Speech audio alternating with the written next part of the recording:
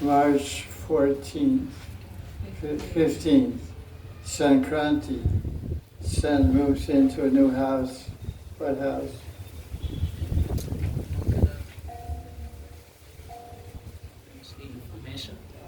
Nisha. Maybe. Guessing. Anyways, son's moved into a new house today, so he's happy. Privilege. Okay, question and answers.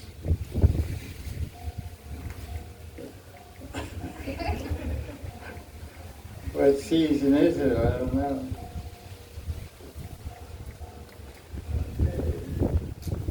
You have a question, Gopal? Question?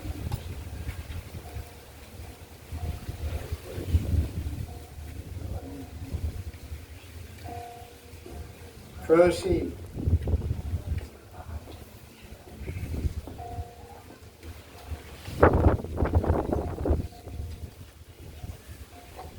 You have a question? Okay. Who's asked? Someone asked. Puja. Who's? Shyam's wife. So she asked, there is one shloka in Srimad Bhagavatam about Gayatri, that it's not she asked, one lady asked her to ask about Gayatri. We chant Gayatri one time and other devotees, small devotees, they chant 3 times Gayatri. And that it's this shloka it's written to chant 3 times. It's like Srimad Bhagavatam. Is it written anywhere that we should chant 3 times Gayatri? Or it was translated wrong? Like I checked translation, it wasn't written 3 times. I don't remember. I can't check now. Okay. Question is asked about Diksha mantras. How many times to chant them? The Hari Bhakti Vilas, which is basically Smriti rule book or law book for Gaudiya Sampradaya, describes many verses about chanting mantras. But it doesn't make a distinction whether it's japa, whether it's mantra or nam. There's mantra has verbs and bija mantras like klim and shrim, etc. Or the Maha mantra or Krishna nam. But it gives basic rules and regulations there. And it says that any Diksha mantra should be chanted minimum of 10 times. The mantra should be chanted 10 times, but preferably, he quotes many shastras that say Diksha mantra should be chanted minimum 108 times. So in traditional Gaudiya Vaisnava lines of paramparas, when they're given Diksha mantras, the Guru will ask them to chant the primary Diksha mantra of the Gaudiya Sampradaya is the Gopal mantra of Kam Gayatri. And they're told to chant 108 times, or as many times as you want. You can chant many rounds of Gopal mantra. There's 2 types of mantras. There's Vedic mantra, there's Pancharatrika mantras. So Vedic mantras or Vedic mantras are only to be given to people born in Varnashram system. They're given Upanayana, they're given a sacred thread, and they're given what they call Brahma Gayatri. And Brahma Gayatri should be chanted 3 times a day, at 3 junctures of the day, sunrise, midday, and sunset. And the number of times you chant the Brahma Gayatri depends on what your Guru says. So, but the Brahma Gayatri is not described in Hari Bhakti Vilas. This is described in other shastras, in Vedic shastras. The Gaudiya Sampradaya is based on Pancharatrika mantras and Pancharatrika vichar, consideration of Pancharatrika vidi. What are the rules, regulations for Pancharatrika vidi? So in Pancharatrika vidi, any human being can take up bhakti, any human being can get Gopal mantra and get Kam Gayatri and do deity worship. Man, woman, any race, any creed, any country. So that's the liberality of Gaudiya Sampradaya. You look at Madhva Sampradaya. Madhva Sampradaya, you have to be a Brahmin to get initiated. And there's no Diksha mantra in Madhva Sampradaya except Brahma Gayatri, which most people get from their father, who's a Brahmin, who gives them the mantra. They don't chant Gopal mantra, they don't chant Kam Gayatri. So they follow very strict Vedic principles. So strictly speaking, Brahma Gayatri should only be given to people born in Varnashram Dharma. And mostly to men, not to women. So there's some Neo-Vaishnava, Gaudiya Vaishnava movements who have introduced the Brahma Gayatri to women and to anyone in the world without having any consideration of the Vedic principles of qualification according to the Vedic Shrutis that outline the adhikar for receiving Brahma Gayatri. So, I don't know exactly what your question is, but somebody who's initiated in the Neo-Gaudiya Vaishnava movement, they're basically following, they're being told by their gurus to chant their Brahma Gayatri or their mantras 3 times a day, which is coming from Vedic mantra consideration. It's called Vedic Vidi. But Gaudiya Sampradaya is basically a Raganuga mark. It's a Raganuga Sampradaya.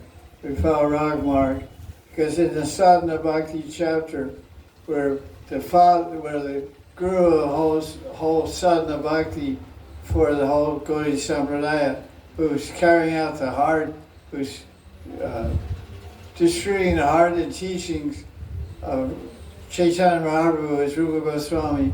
He describes what is the sadhana for the Gaudiya Vaishnava in the second chapter of Bhakti Rasamrita Sindhu, verse 295.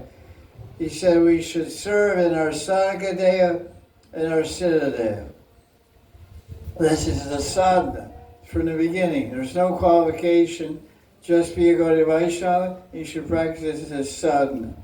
And your guru should create an inspiration and an attraction to follow a resident of Vrindavan.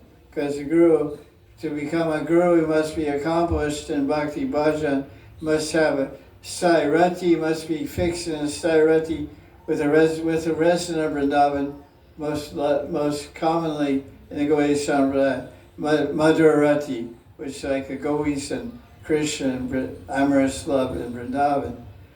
So that the sadhana in the Gaudiya Vaishnava movement, there's no such thing as Brahma Gayatri.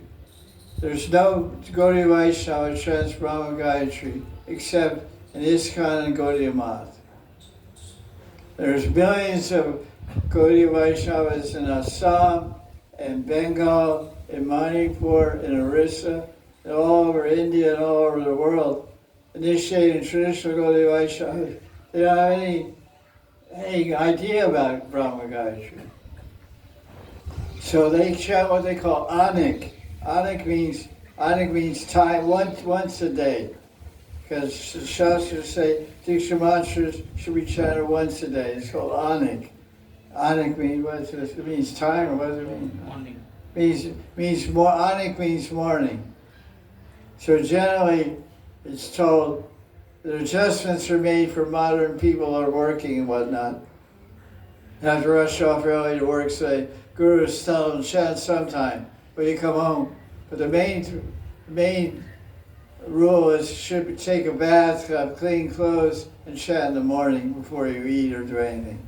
1 time a day you Diksha mantras. So your question about 3 times a day or what? Yes, asked 3 times. They chant 3, we chant 1, and Most people that have Brahma Gayashi, they don't chant 3 times a day. They're working, they forget. Maybe they do, I don't know. I mean, you know, you're supposed to have clean clothes. I mean, but basically, whatever mantra you receive from whatever guru, you should follow the teachings and the instructions that they gave you. Shouldn't argue about that. If they tell you to chant 3 times a day, chant 3 times a day. You don't find any description of Brahma Gayatri, you know. The Smriti Loka Gaudiya Vaisnava Sampradaya, what is it? Hari Bhakti Vilas. Hari Bhakti Vilas, there's no description of Brahma Gayatri. But Chaitanya Charitamrita, the Kam Gayatri is mentioned, and Gopal Mantra is mentioned also. And Nectar Dosh, Bhakti Sandara mentions the 18 syllable Gopal Mantra also. So these are the basic Diksha mantras which are chanted once a day.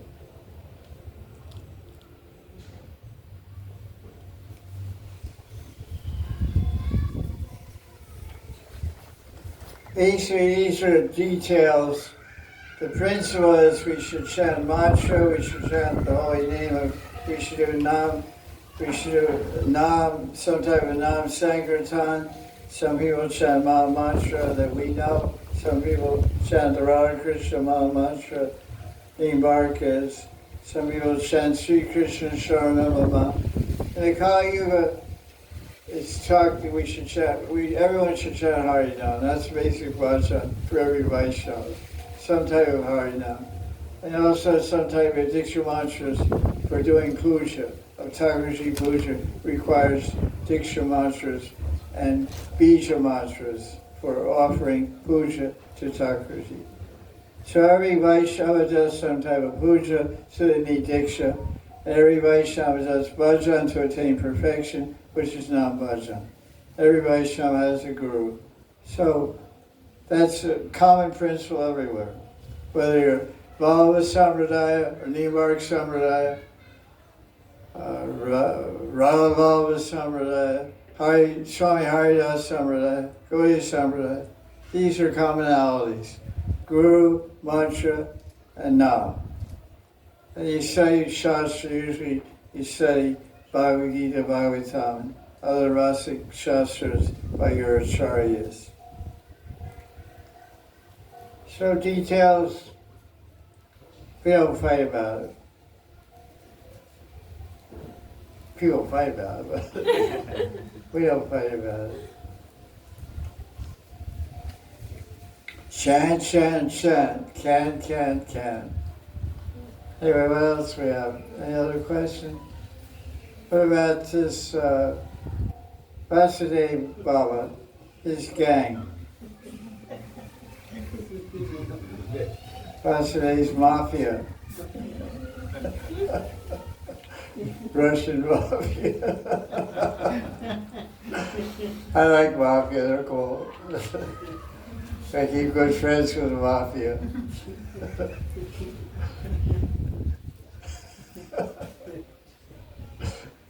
Okay.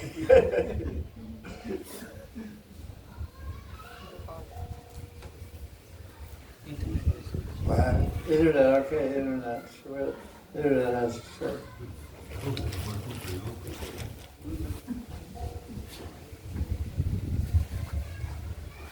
Jaya Jaya.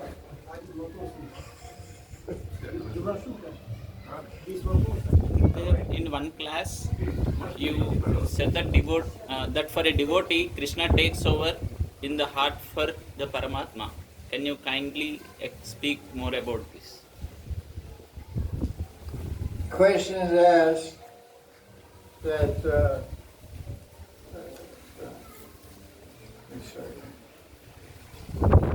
question is asked that when one takes Diksha in Gaudiya Sampradaya, part of the position and the relationship of the Jivatma with the Paramatma in the heart, who we call Super Soul or Paramatma, Antaryami, one who's gone inside, or Shiradakshay Vishnu, different names. That the Paramatma, he is replaced by Krishna. Because in Gaudiya Sampradaya we have an Ishtadevata, it's a two-arm form of Bhagavan, Krishna and Vrindavan. Muralidhar, Shamasundar, Govinda, Govinath, Radha Raman, etc.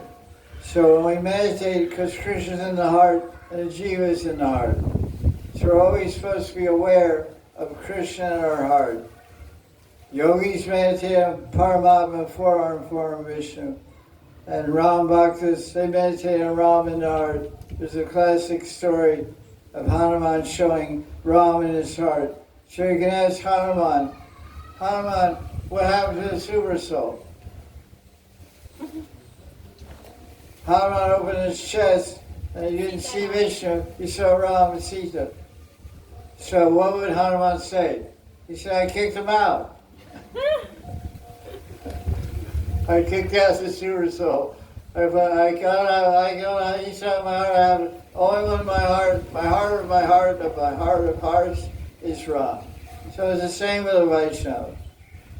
Because Krishna has 5 different forms, they're all Bhagavan Sri Krishna.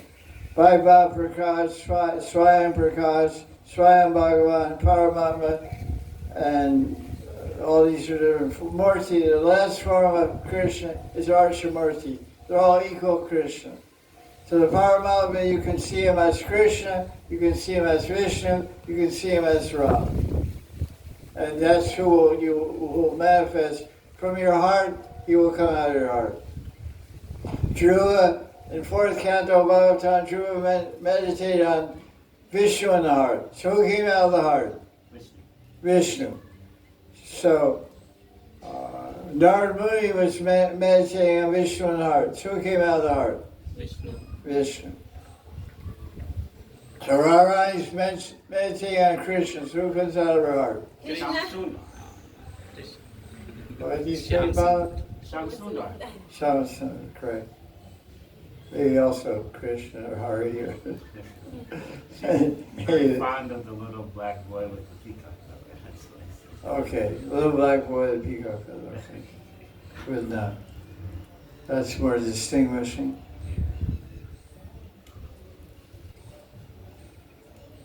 So who are we meditating on? Who's going to come out of our heart? Radha Krishna. Radha Krishna Pranamor Yugala Kishore. Pranamor means my heart. There's 5 prans in the heart, and the main pran is Radha Krishna. Pranamor, that's my pran. My pran is Radha Krishna, so that's who I'll see in my heart and out of my heart. Why not? What else do you want to see? The Srimati? Okay, go for it.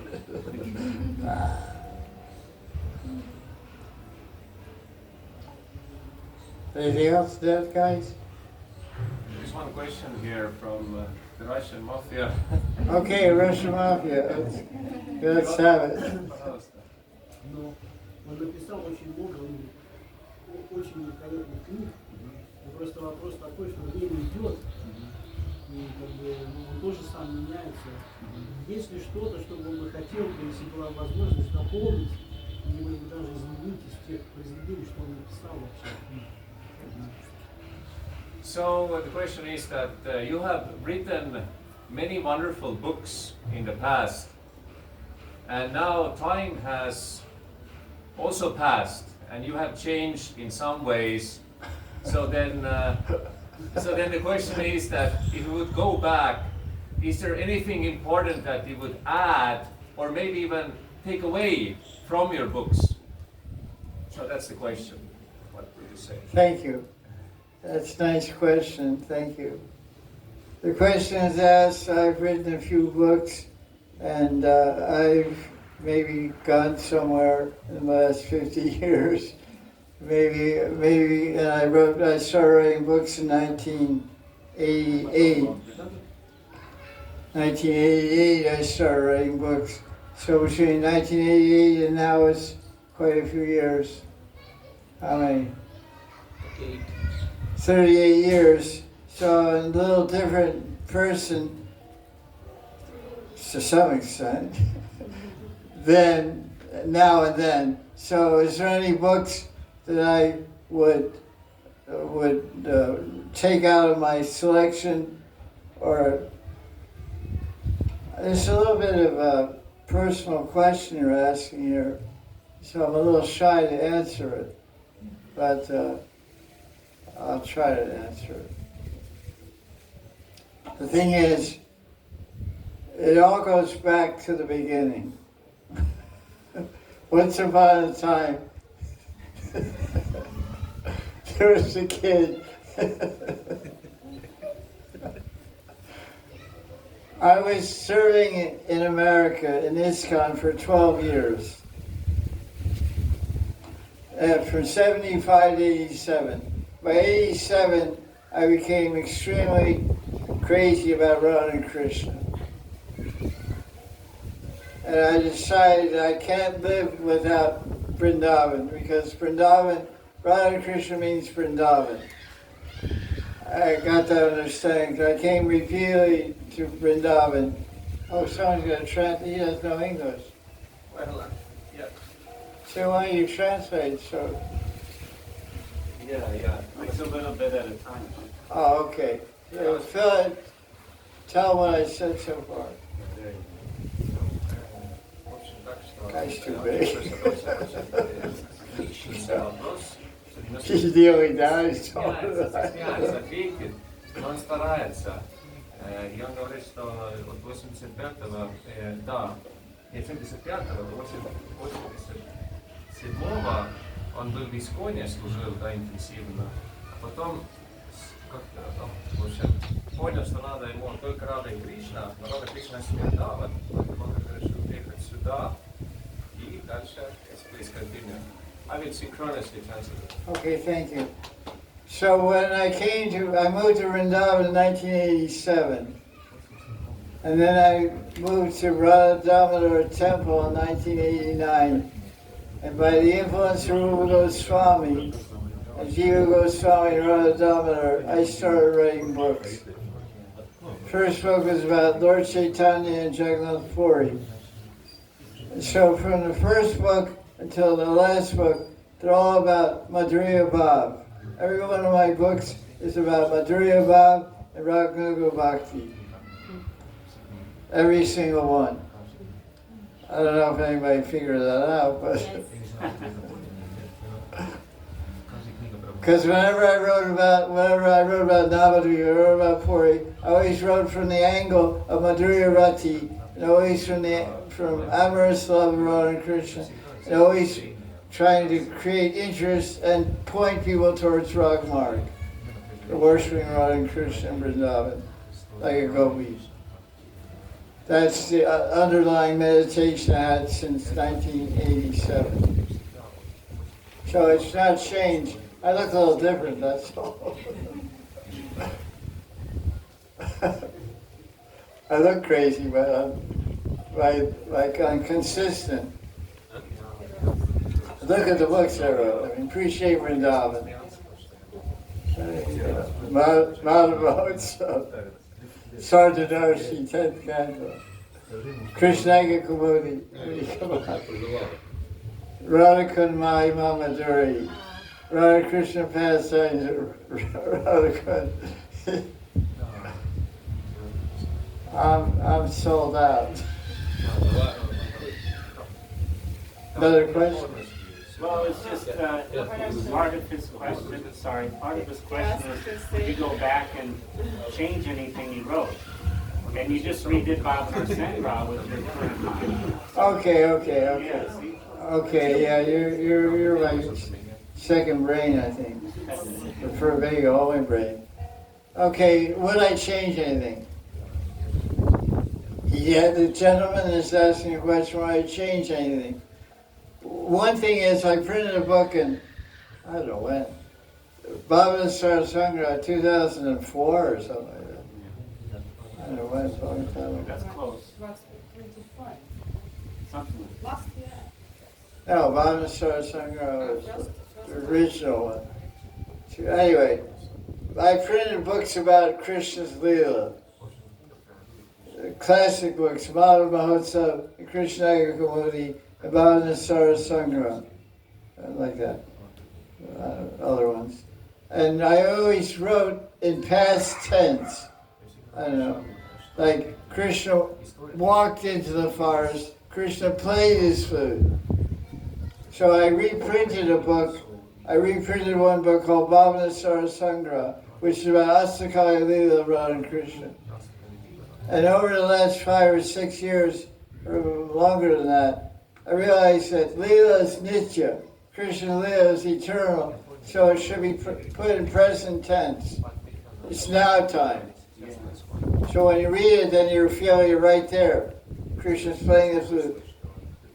So when we redid that book, we put it in present tense. So if I redid all my books, I put all the books in present tense. He died. Nice. That's too sweet. Thank you. Yeah, sorry. A friend of mine just printed a book about Radha Krishna Leela, very nice book, but it's in past tense. Because that's standard grammar, English grammar. But anyway, that's the way it goes. Even now when I read Astakaya Leela books, I automatically transfer it into present tense. I just read, I mentioned I just said it as I read it. Because, when you read a book, you should feel I'm there, it's happening right now. It didn't happen 5,000 years ago, it's happening right now. Because every pastime of Krishna is eternal. Every single pastime is eternal. So we have to enter into the eternal mood, the eternal time frame, by proper presentation of the language of the actual Leela. There's nothing past about Krishna, it's eternal present. Krishna Leela is eternal present, it didn't happen, it's happening. Like, what's happening, man? What time is it? It's happening right now. Is that okay? Yes, You're a cute guy. Even though you're mafia, you're so cute. Ambassador said that this. Another question? No, it's not a question. She said that this gentleman, he came to Radha Kunda first time. He was practicing for 30 years and then he came to Raj, so it's his first time in Radha Kunda. He's practicing 50 years. 30. 20. 30 years. He's practicing 30 years, and he's never been in India. But 4 days ago he came, first time to Radha Kunda. Welcome. How do you say welcome in Russian? Добро пожаловать. Okay, whatever she said. Thanks. You should be here. Yeah, we're glad. Yeah, the right Bob. Yeah, the Bob, the feeling, the sentiments. You're natural. You have a good heart. Darn, this guy.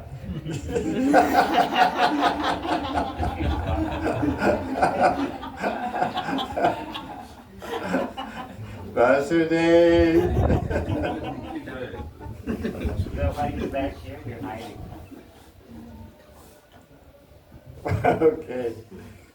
Looks like Russians are taking over.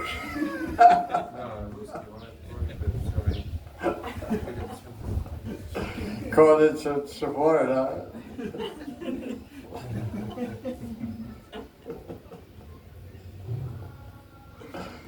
Okay, what's happening? Okay. Okay, I have a question. Yes, sir. So, as much as I have read your books, well, most everything from the lectures, which I have listened very few only, but I have got this kind of, which inspires me very much, is that you always stress that one should follow one's guru. So the main focus of authority is what one guru says. So do I understand properly that sometimes different devotees have different gurus, and there may be some differences in details or maybe even principles. So we should not argue about these things. We should just focus, first of all, in our spiritual life, what my guru says, and just focus on that. And that's the main thing. Do I understand properly? Yeah, you're quite correct. The devotee is saying that about following one's guru, there may be even in one spiritual mission like ISKCON, different gurus can have different ideas of conception or even practice. And so when devotees meet together that have different gurus, there may be some conflict or disagreement about points of siddhanta or points of sadhana. So we shouldn't fight about those. We should, because guru is everything. In the 7th canto of Bhagavatam, 15th chapter, 25th verse, Narada Muni is talking about guru. And he says, what is that verse? Etat sarvam guru bhakti purusha yanjasa. He said, very quickly, by guru bhakti, you can get everything. So having devotion and submission and dedication to one's individual guru is the key to success. Not many devotees understand that principle, but some do, and they make a lot of advancement. But so I would always, as you pointed out, always encourage every disciple to follow their guru. Because sometimes people come to me and they say, I've been coming to your Kartik lectures for 20 years, but I never really asked my guru about it. But last year you were giving a class and said, you quoted Bhakti Sandarbha, Jiva Goswami says that you shouldn't take shiksha from some guru unless he's approved by your Diksha guru. Your main guru is your Diksha guru. So you told me that last year, I heard that in class. So for the first time in 20 years, my guru didn't know. But I told him I'm coming here every Kartik, listening to Mahanidhi Swami. He said, okay. He said, no, they shouldn't do that. He's dangerous. So she said, what should I do? I want to go to class this Kartik. I came here for 1 month. I said, you should follow your guru. Get out of here. If you undermine the guru principle, you're nowhere. Where are you? Your guru principle is the foundation you walk on. That's your whole foundation. So you put dynamite in your basement, your house falls down. You have a house with dynamite, boom, and your house is finished. So guru is everything. So I'm quite. There's nothing to be gained by belittling or insulting one's guru. Guru is sacred. Guru is everything. Because Rupa Goswami describes Ado Guru Padashraya. The first limb of bhakti in Bhakti Rasamrita Sindhu is shelter and surrender to the guru. But sometimes you have a guru that's not satisfying you. Hey, big guy. Right, Sham.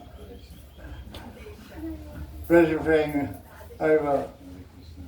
You like me, I like you. You're always liking on my Facebook. I follow your liking. I'm always thinking about you. That's why you're still in bhakti.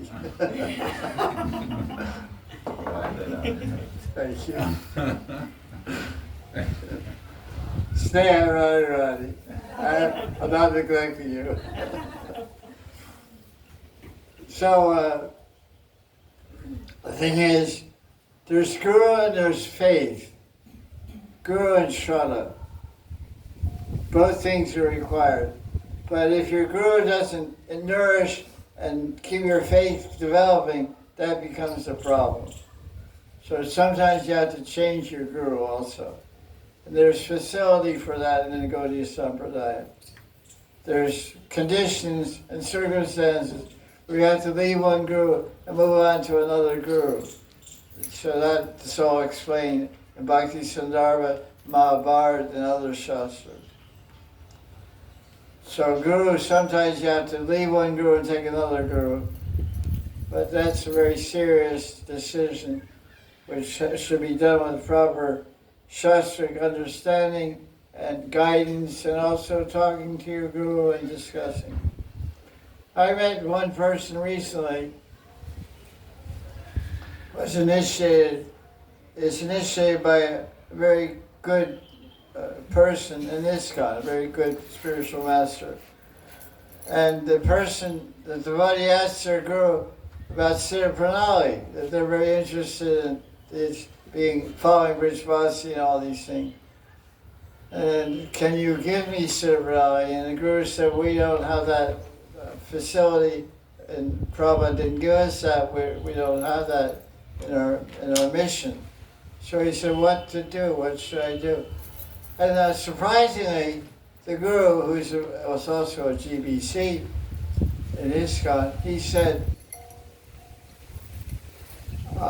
I bless you that some person will come to you and give you Siddha Pranali. And I just met that person the other day. I said, that's pretty amazing. So, and the person asked me to give them Siddha Pranali.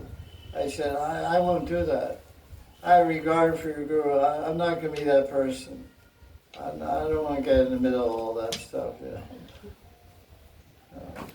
Because I know the guru personally, and I don't want to be part of that. I said, but you have to understand, it seems that your guru is giving you permission to find some person to do it. So I know, I can mention the name of this guru, Radha Swami, who is from Bihar. He's an Indian person. He had disciples, Indian disciples, that wanted to take Babaji Vaish and change their, follow that line of wrong mark. And they went to him and discussed with him. He gave him blessings. He said, go ahead. So it's different. It's very nice to do everything cooperatively with your guru. But because basically non-bhajan and Guru Kripa and Vaishnava Kripa, everything's possible by Krishna, Krishna's mercy. It's not a formula, because there's many great saints in Vrindavan who don't have any Diksha Guru, but they have Darshan Radharani. They had Darshan Radharani, and they're very respected personalities. They don't have any Guru line or any Guru Parampara. So this whole spiritual life, it's not so rigid, and so it can be rigid, you can make it rigid, but the flow of mercy, Krishna can manifest anywhere at any time. One thing I've learned by living 40 years in Vrindavan, there's no one way to realize Krishna.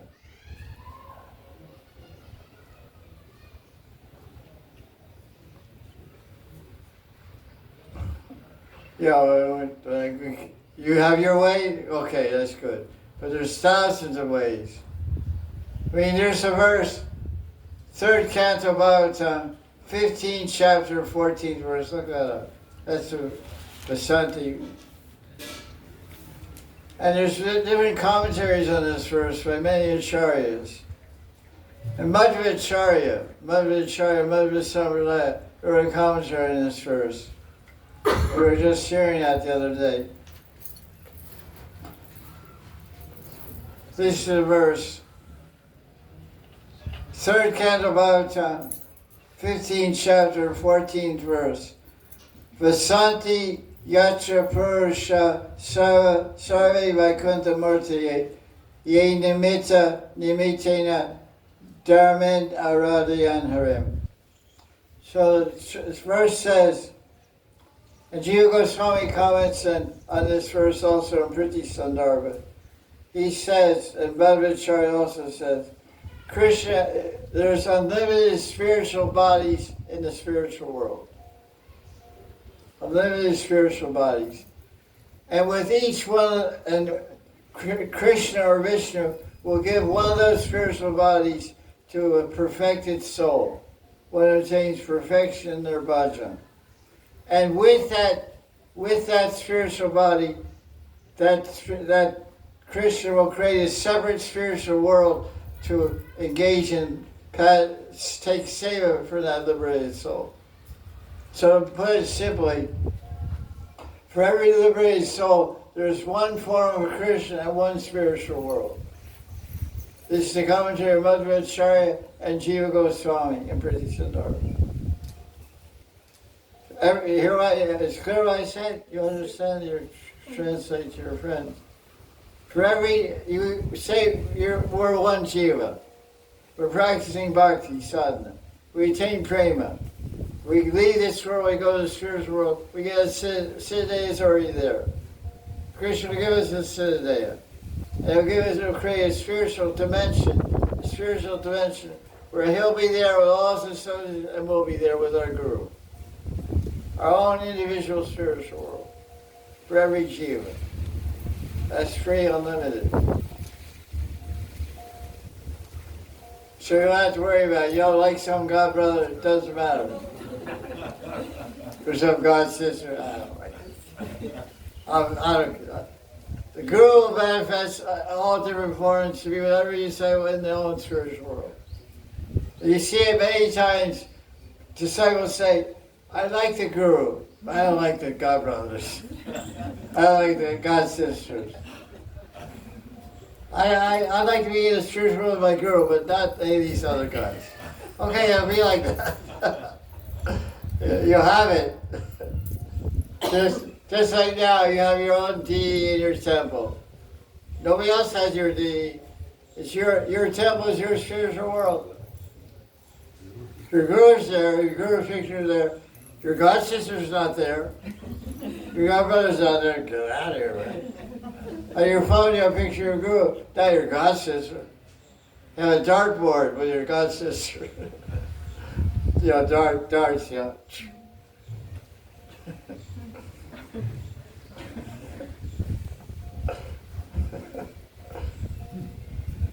So it's a win-win situation, yeah. I read so many people say, I like you, but your disciples are a little weird now. Your sangha, like some people used to complain to me, like, I like you, I like being with you, but well, your disciples, I don't like them too much. I don't worry about that.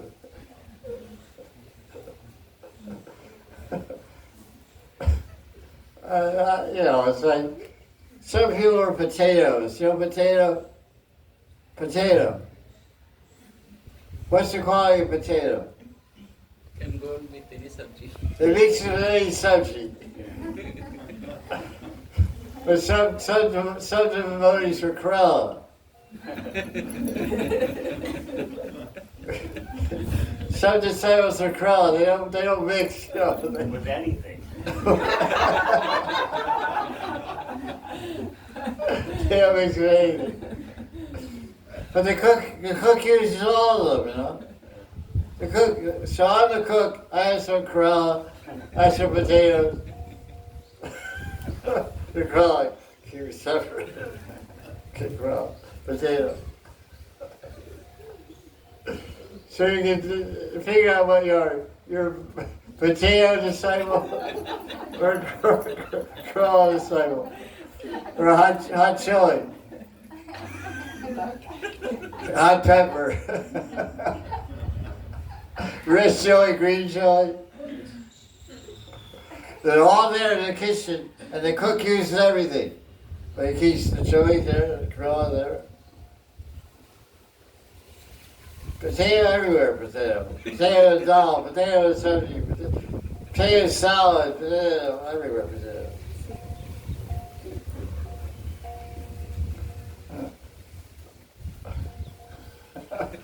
But this don't record, that's crazy. But that's crazy. whatever it is, or the voice of it, anyway, it is what it is. Jaya Jaya Sri Radhe Sham. Shabbat Sham ki jai. Question. Hey, what's that guy? Best frame, any question, man? So, if you come to the realization that you're a Karela devotee, you don't mix with anything, should you try to be a potato? What's that lesson? If you're a Karela and you don't mix with anything, should you try to be a potato? Okay. Try to make advancements, at least like, try and mix with everyone nicely. Hey, what? Yeah, go ahead. Should we try to mix with everyone nicely, even if we come to the realization we're Karela devotee? Everything should go by taste. Taste. You don't eat everything everywhere. You have taste. You like some things. You don't like some things. Because Rupa Goswami gives the criterion for whom to associate with. You know what I'm saying? Sajati Instinta. Sajati Instinta Asha. Satoverte. For taste. Satovere. So you should associate with like-minded people. Like-minded means you like their mind. We say he's like-minded, she's like-minded. Means you like their mind. Their bhav, their mind, their mentality, their aura, their feelings. You like them. So in bhakti there's no should. There's really no should. You all should be motivated by taste. Ruchi Pradhan it's called. So you don't have to associate with anybody but Krishna in the heart. There's no hard and fast rule. You have to mix up with other people. There's many nirjan sadhus that don't mix up with anybody. Even my guru gave me an order. Because sometimes I used to meet with him and say, I was talking to this devotee, he said this and that. What do you think about this? He would sometimes chastise, why are you meeting all these people? Why are you talking to all these people? When they have any questions, come to me, I'll ask you. I said, I'm not going to them, they're coming to me. They're coming to my ashram, asking all this kinds of crazy stuff, and telling me all kinds of crazy stuff. So I just want to confirm it. He said, don't listen to them. He said, don't go anywhere. Just come here. You got everything for me. So I did. For example, a very good friend of mine who I have a lot of regard for, he came to me and told me something amazing. I really liked it, but I didn't buy it. I liked it, but I didn't buy it. I didn't accept it. He said, he quoted Praman also. He said, in our family of gurus and devotees, we don't worship the Tirabhava of our guru. We worship the disappearance of all Vaishnavas, Rupa Goswami, but we never worship the disappearance day of our guru. I said, why is that? Because disciples should never think that the guru has disappeared. They cited Praman, which I have to look up, I don't remember. It's especially important to me also.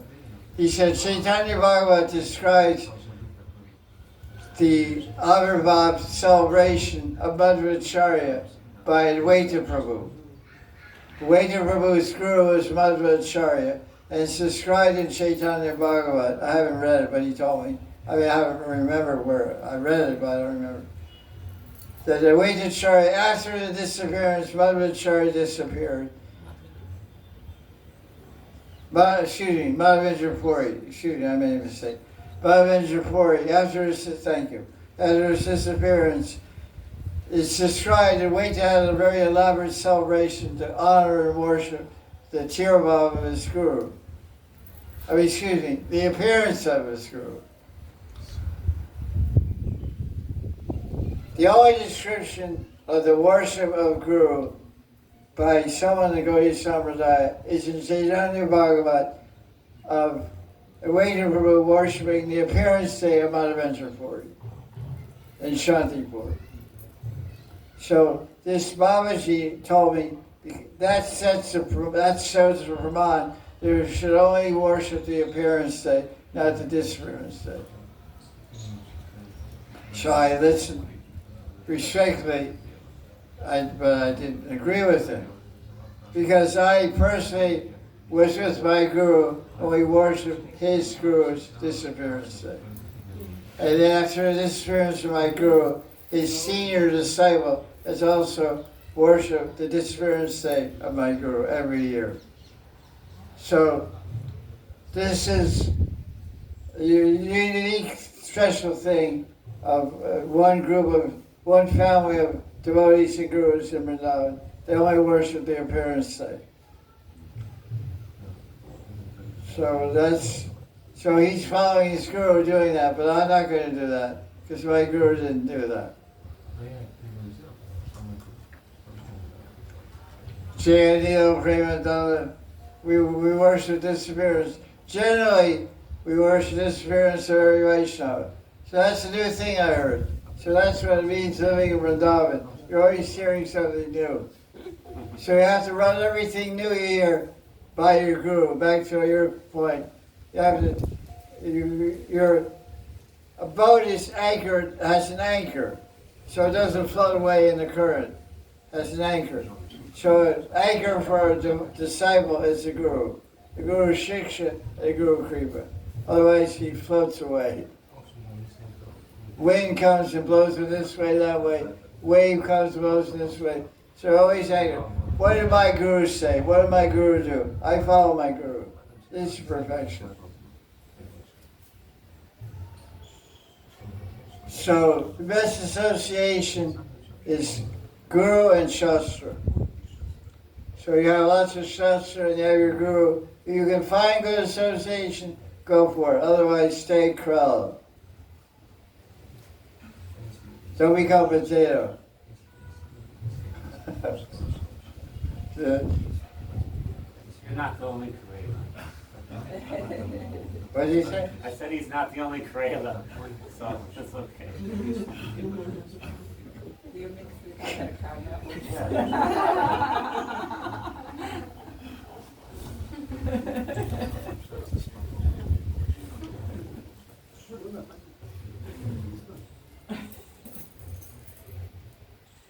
Any other question?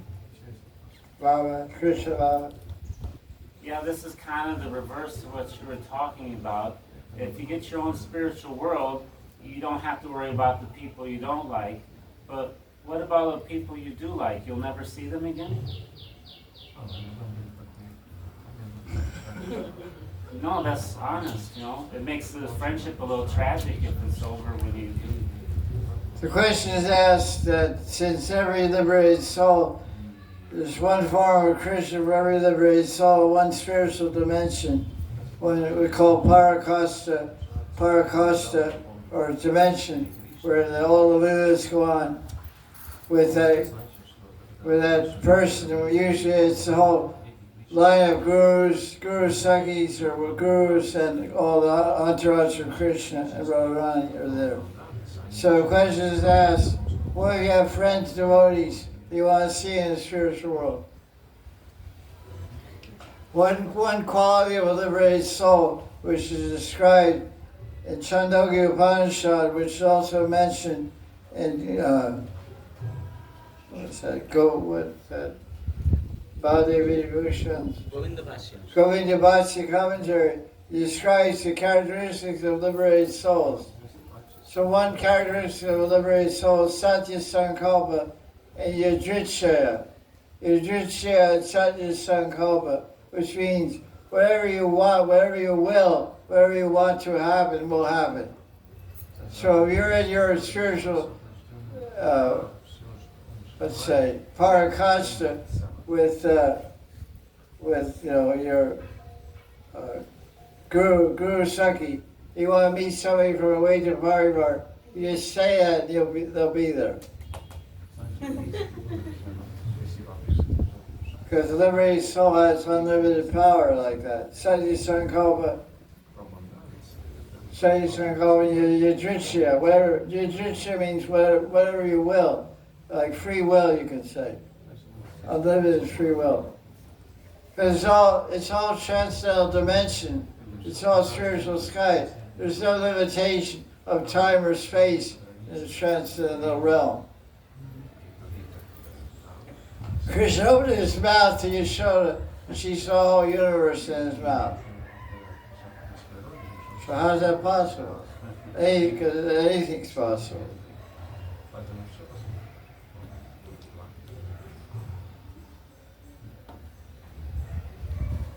There's some quotation that I heard, I don't know, I never read it, but someone said, ask Prabhupada, I haven't read it, but I heard it a lot when I was there. Well, we have ISKCON in the spiritual world. Prabhupada said, yeah, there's ISKCON in the spiritual world.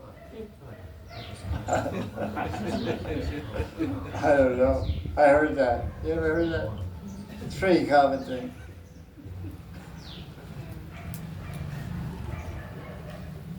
Are you sure I stay far away from that? Side is all. Go the other way. Upper is side. Question.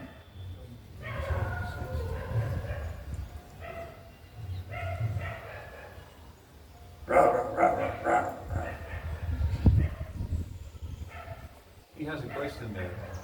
Oh yeah, sorry. So you were speaking about the instance where you say your spiritual master celebrated the disappearance festival of his spiritual master. So therefore you had the idea that that's your spiritual master followed that, so therefore you follow that. So what about those instances where you don't have an example that your spiritual master followed?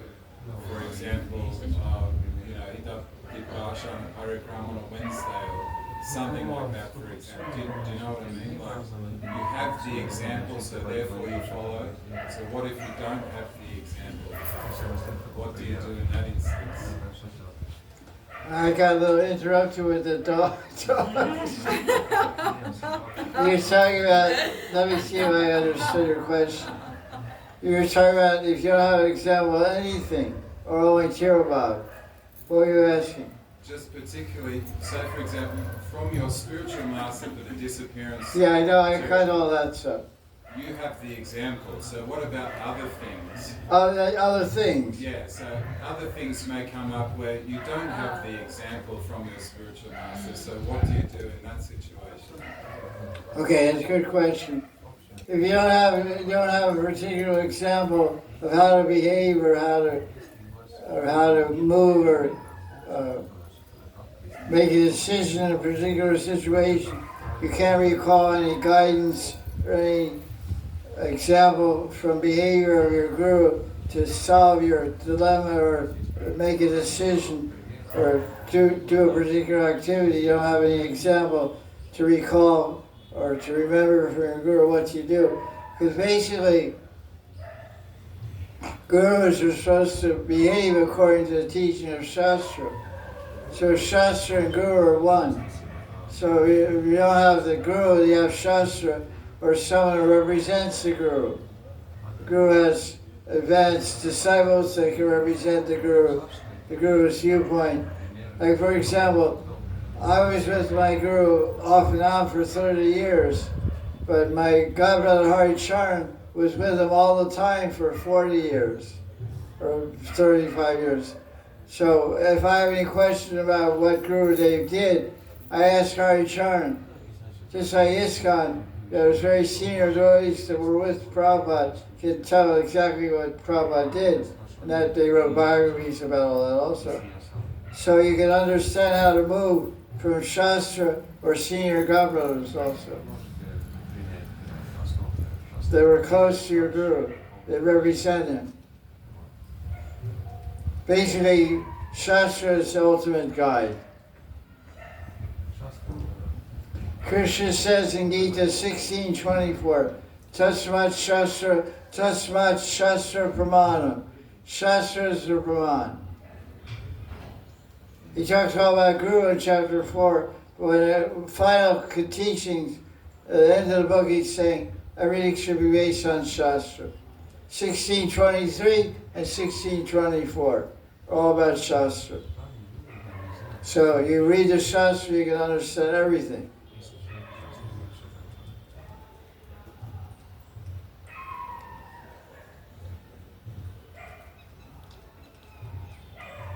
Any other question?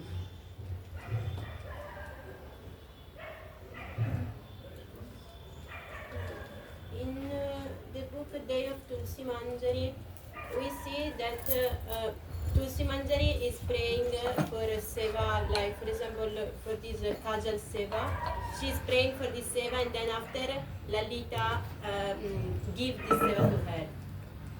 And this is something new I never saw before.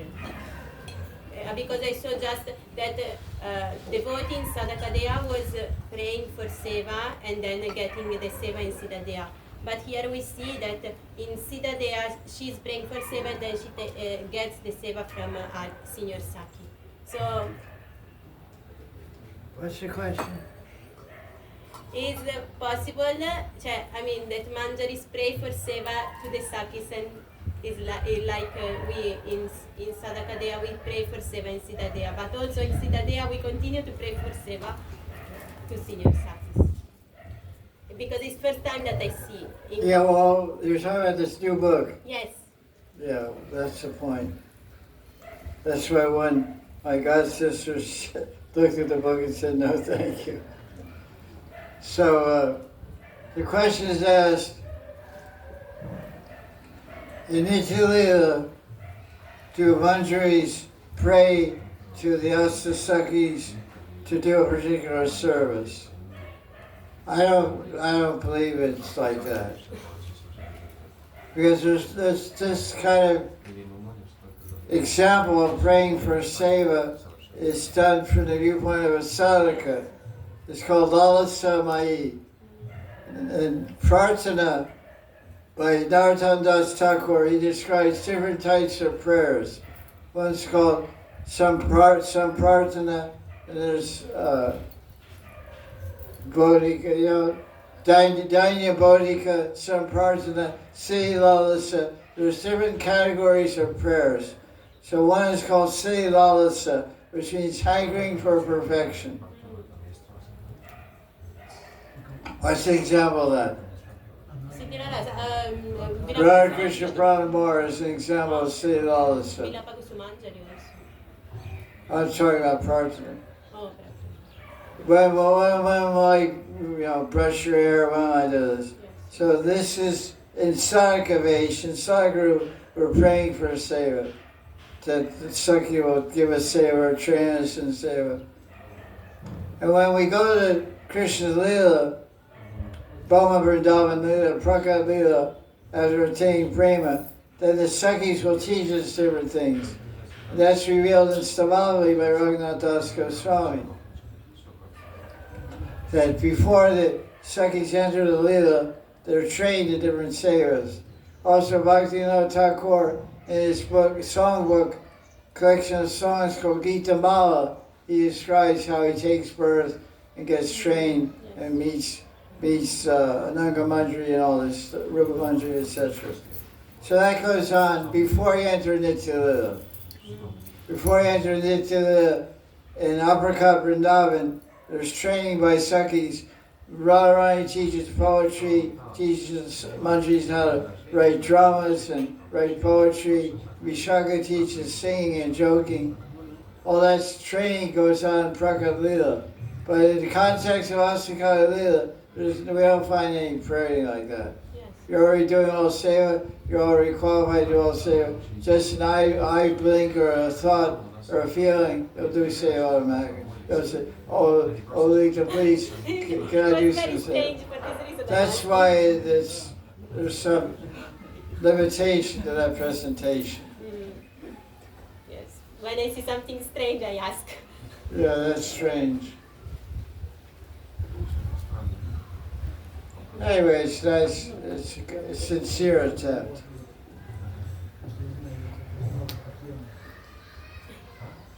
You have to really have time for it before you write about Leela.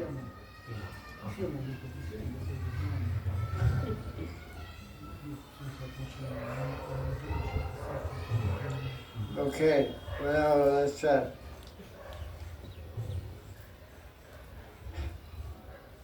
Any question?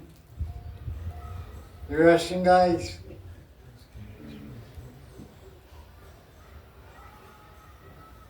Huh? Yeah, thank you for your answers. You're welcome. What's this gentleman's name? His name? Yeah. Shivatsa. Shivatsa. Srivasa Das. A nice name. Oh, Shiva. That's a golden line on Krishna's chest. No, hair. It's hair, silver hairs. What is it? Shivats, what is Shivats? Golden line Пучок белых волос. on the left side. There's the Reka, there's a Sona Reka, there's a golden line, there's some silver hairs also. Yeah, it's the silver hair, bunch of silver hair on the chest of Krishna. Yeah, that's called Shivats. Yeah. There's also a golden line.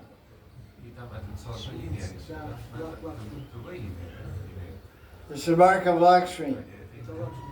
Это Лакшми. Волос, Лакшми. Именно волос. A nice name, anyway. It's on the right side. It's Srivatsa is on the right side of Vishnu's.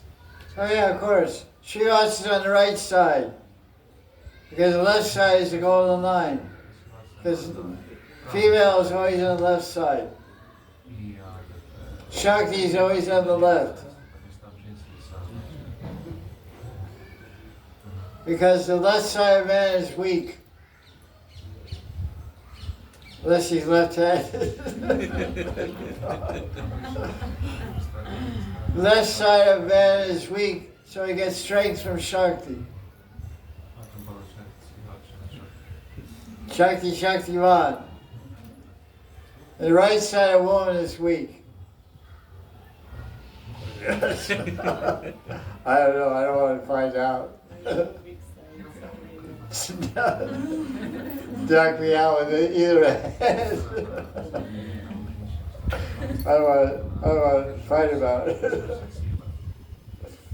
Okay, question.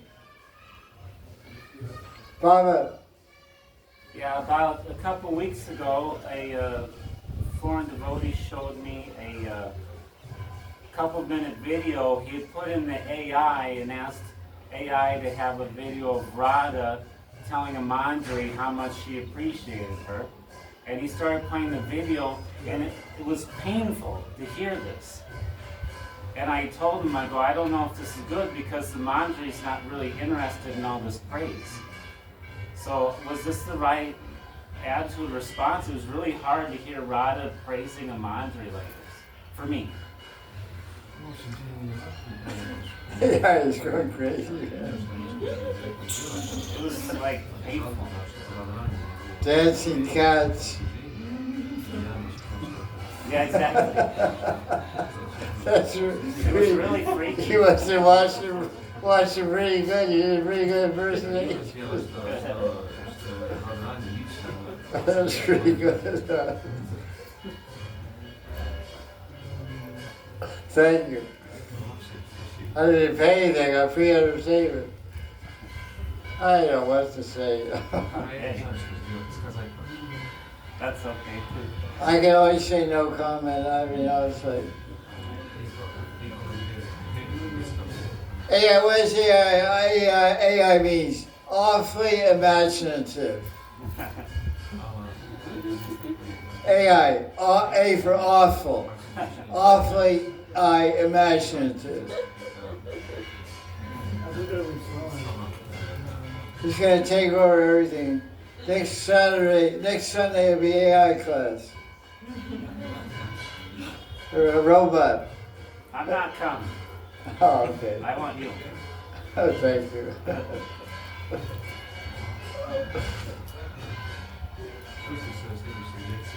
Yeah, it's pretty crazy AI stuff. I'll give you an idea though, maybe you should get some AI stuff going on. AI, please make me a video of all humble, respectful disciples.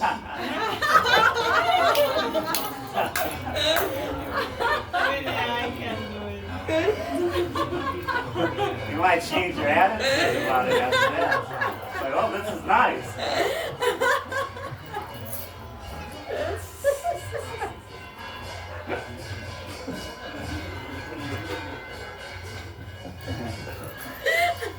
Just for, free time to get some imagination of what it could be like.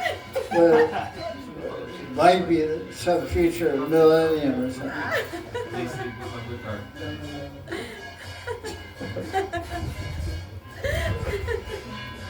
But it's not like that.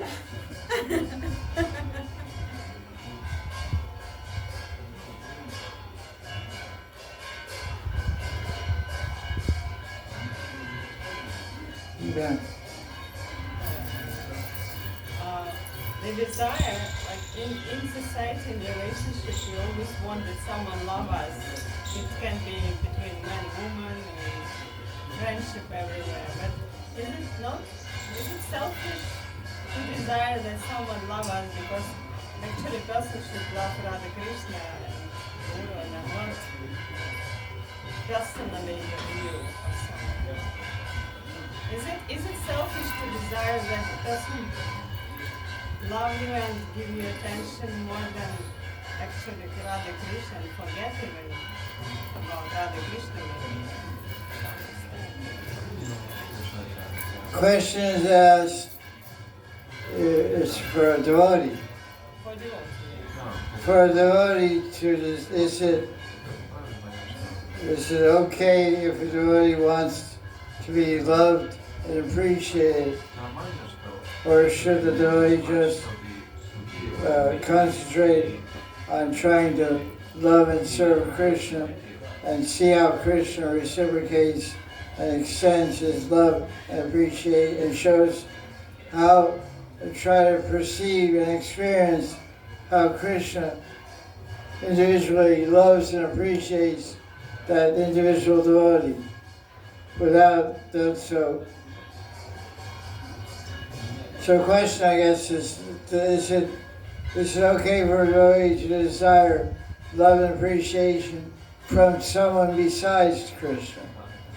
So, in other words, the devotee is basically... Like you kind of steal person from Krishna, like Radha Krishna, like that person, your friend, or like they should... That person should develop relationship with the Radha Krishna, but you kind of steal this attention and like try to take for yourself, like love and attention. Wow. I don't know if I'm getting your question. Should a devotee try to take love and appreciation from Radha Krishna?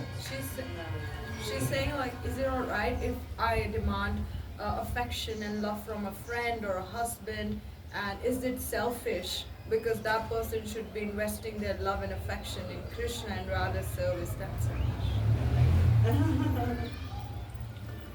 Just be human. Basically, because to get to the plane of love, you have to try to understand what is love. To look for love in this world of having loving friends, because Gaudiya Swami describes about that in Nectar of Instruction, Gopal. He talks about loving dealings with devotees. He's talking about love. He says, Priti Lakshana, Tadati Pratigrinati. So give gifts, and so he's talking about Vaishnava Sangha. He's talking about loving exchanges. So it's certainly part of reality. We don't just live like a pillar in the temple. I'm a pillar in the temple. I love Jagannath. I'm in Jagannath Mandir. And Jagannath looks at me, I look at him, I feel all love. He said, we're not that, we're not pillars in the temple. We're living entities. So the indication I get from Chaitanya Bhagavat, and you read all Chaitanya Bhagavat, it's showing loving exchange with devotees. Read Bhakti Ratnakar, showing loving exchange with devotees. And Narottama Das, and all these books about the devotees, how they loving exchange letters, embrace each other, touch each other's feet, and they care for each other, they really love each other.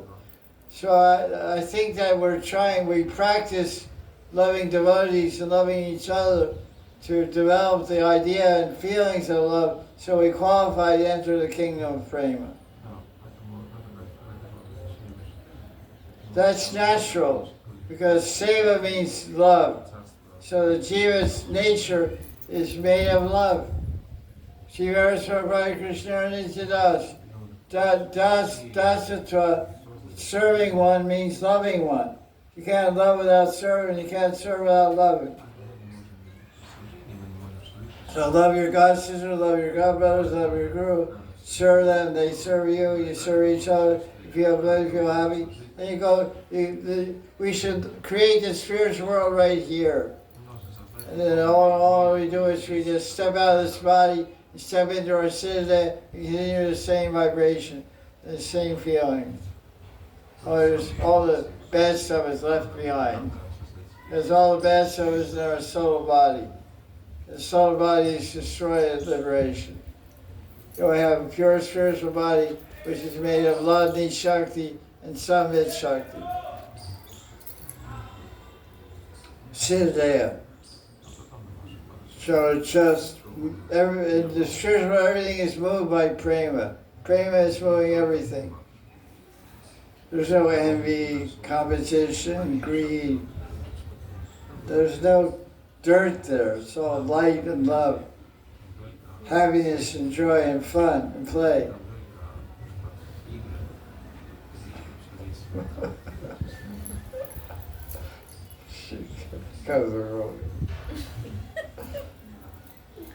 That's the way it is up there. Down here it's a different story, but that's Krishna says in Gita, what's that verse? Manasasana Indrana. 7:14. Vaivav Shratiralo Ke Jiva Snatana Rasasana Indra Prakriti Sanikarshati. Krishna says the jivas are stuck in the material world and struggling. So we're all struggling. With what? This guy. This mind. That guy, man. Crazy Bhagavan. Crazy mind. One day,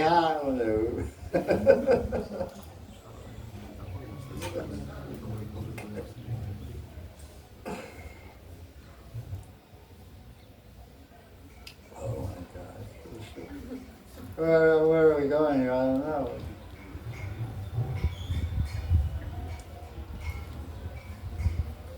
When we were kids, when we were teenagers, we had a very common phrase. We called somebody after school, called our friend. They said, "What are you doing?" I said, "Going crazy. You want to come? You want to join me? Okay." You go over to the house and go crazy together. What are you doing? I'm going crazy. Oh, that sounds like fun. I'll come over. Okay, let's go crazy together. Questions? Right. Is there any difference between the word alingana and parirambana? Means two kinds of different embraces or just same, like synonym? Parirambita, Yes. lingita, lingita. A lot of times different both the words mean embrace.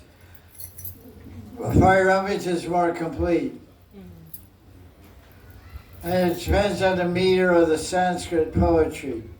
They use the reason you see different words, the meaning may be the same, but to create the chandas, the poetic meter, they need a 3-syllable verb or a 2-syllable word, lingita or floor or whatever. So they use appropriate.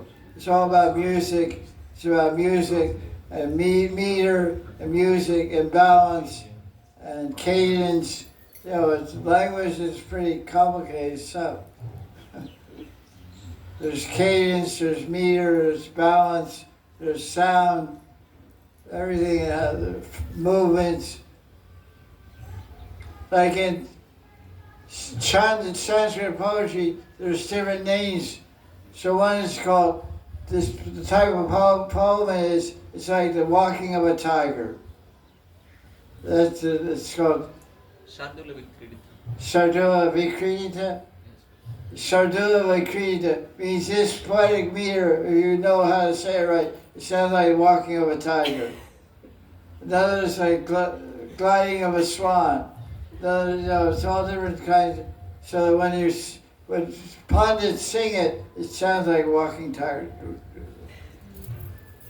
So it's very, very complicated, complex language, Sanskrit.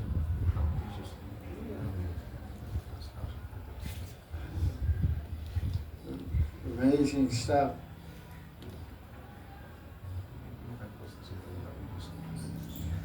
Question?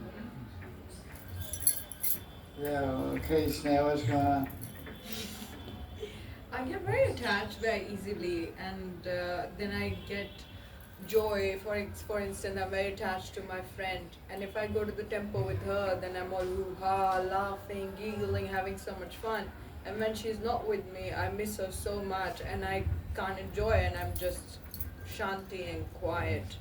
Is it a bad thing to get so dependent on other people? Like I get very, very crippled, basically. Just go do what you do. Variety is also good. Go to the temple by yourself and be totally bored, so then you appreciate when you're with your friend more. You eat chocolate cake all day long every day, you lose your taste for it. So you go giggle every day with your friend, then you lose your appreciation for it. So you go by yourself and cry and feel unhappy and bummed out. Then when you go meet your friend, you feel twice as happy. The Prabhupada said variety is the mother of enjoyment.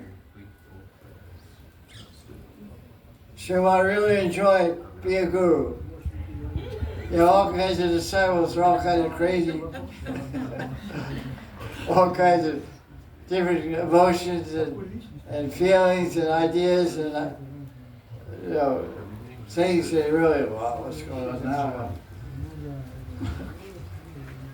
So, emotions are like the weather, so just enjoy the weather changes. So it was hot in the cool breeze. She has a hat on her head. Makes me cold. She feels cold, it's actually cold. It's hard because I generate a lot of heat,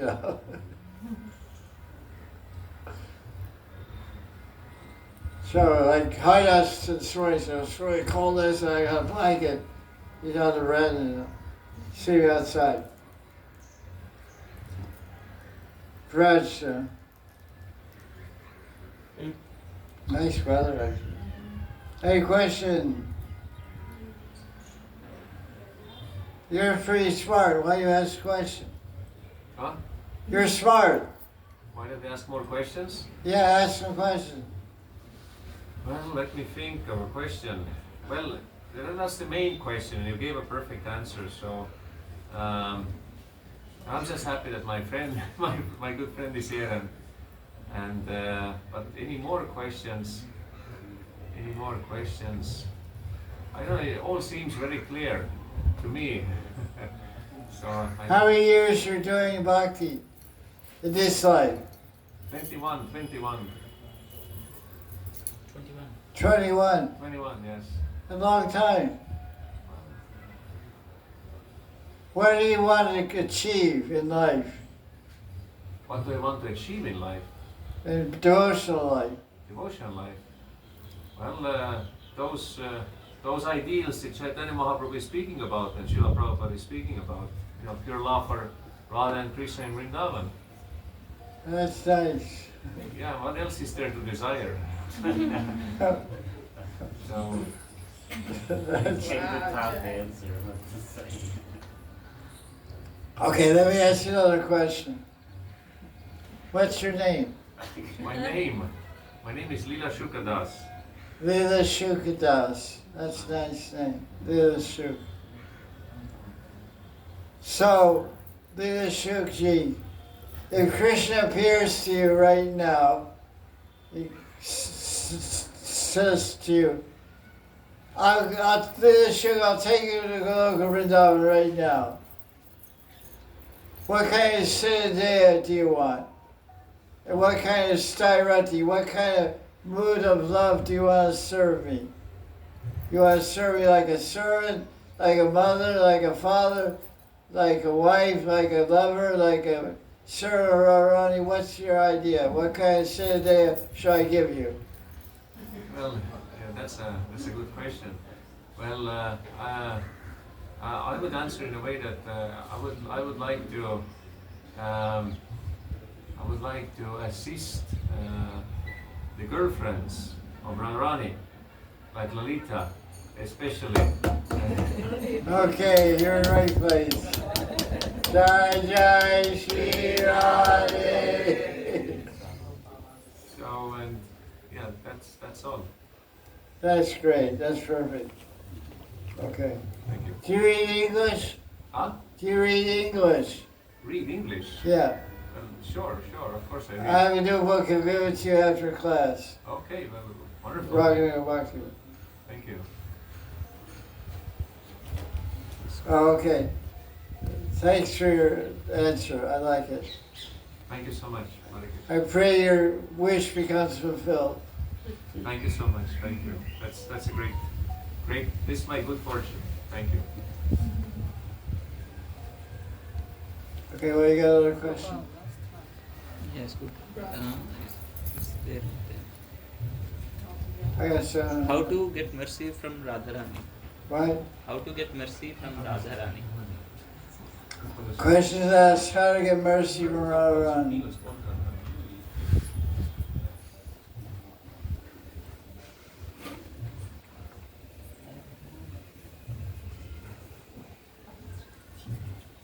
That's a good question. There's many ways to answer that question. Basically, become a lover of Krishna, and Radharani will be very pleased with you. Fall in love with Krishna, and Radharani will run after you.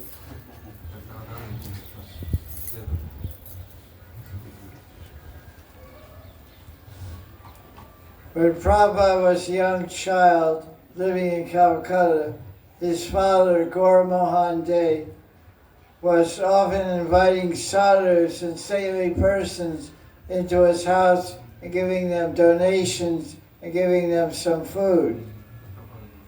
When they finished eating lunch, his father would ask them, please, you're a great saintly person, please pray that my son, Abhay, his name was Abhay, pray that he becomes a pure devotee of Radharani. So we can see that Prabhupada was a pure devotee of Radharani, And he spent his whole life glorifying Krishna and distributing love of Krishna around the world. So if you want to get the mercy of Radharani, follow the example of Srila Prabhupada and try to love Krishna and chant the Hari Krishna Maha Mantra and study Bhagavatam and live in Vrindavan like Prabhupada did. And always speak about Radha and Krishna like Prabhupada did. And you'll get the mercy of Radharani.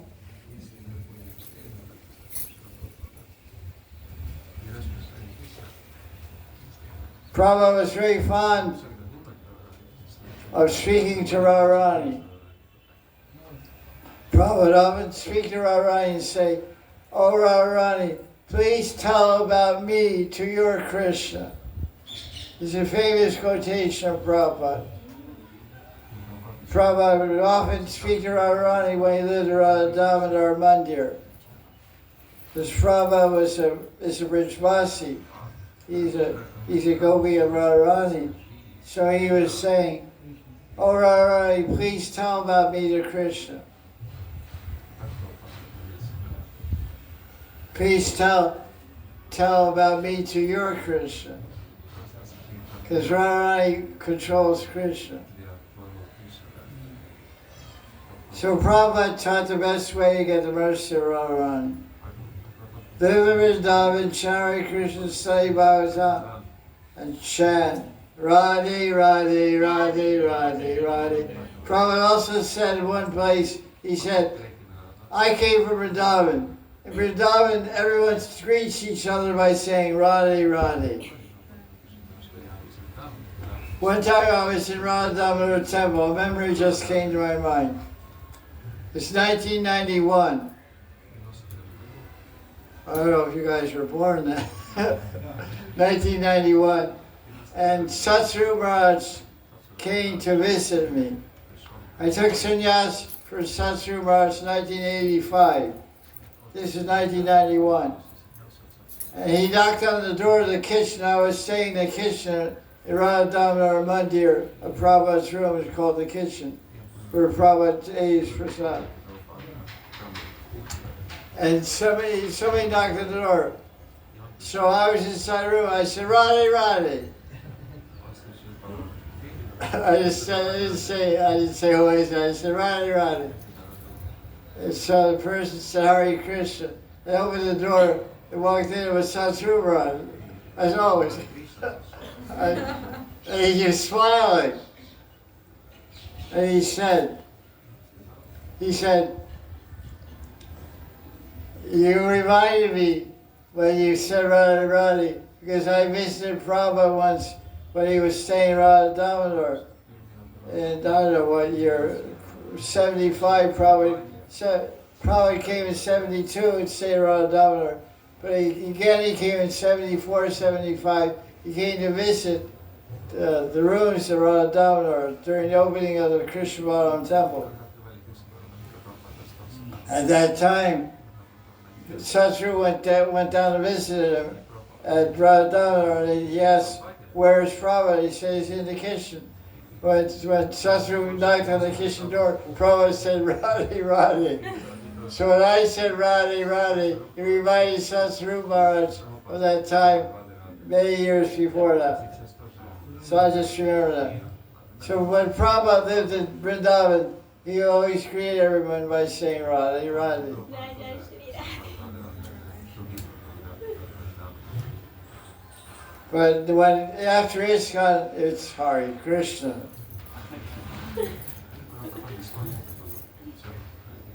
So that's good too.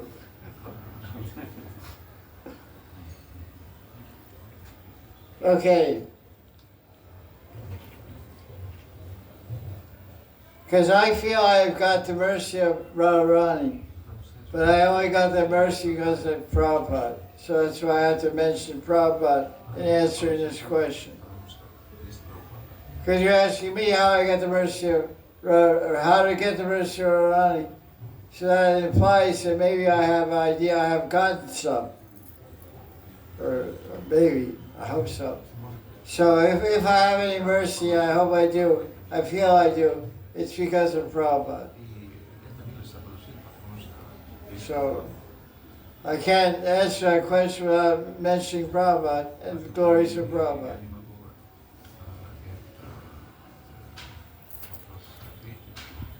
Interesting how you think of this thing from a very subtle platform.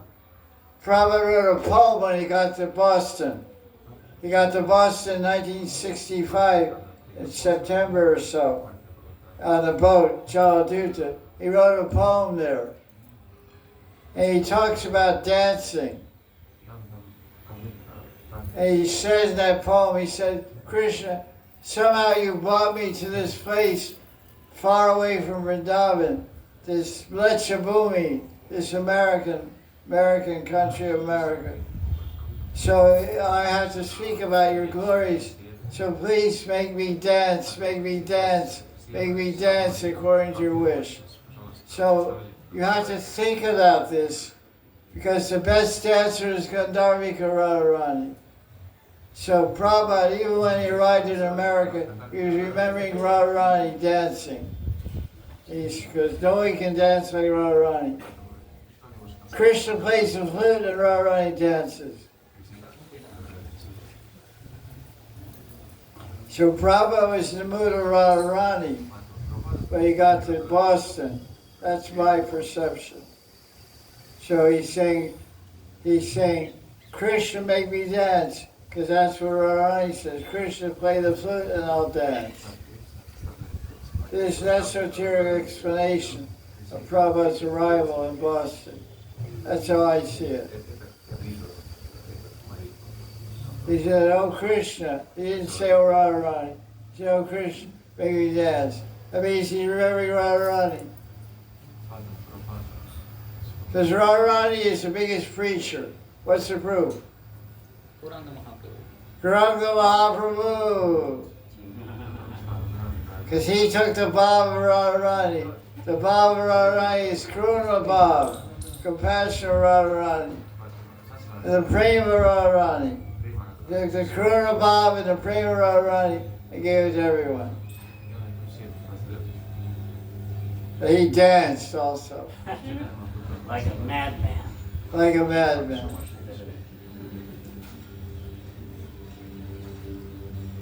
So Prabhupada likes this idea of dancing. Swami step.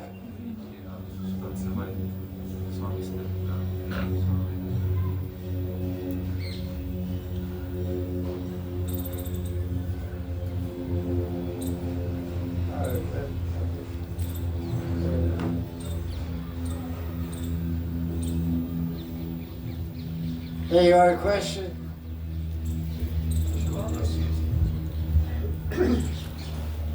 Look at that. Yeah, British Ranger. So if any individual lives in Radha Kunda, is that automatically understood as mercy of Radharani? I don't know, ask the dogs. But dogs live here also. Monkeys. Question is asked, if someone lives in Radha Kunda, does that indicate they got the mercy of Radharani? Can't say. What do you say?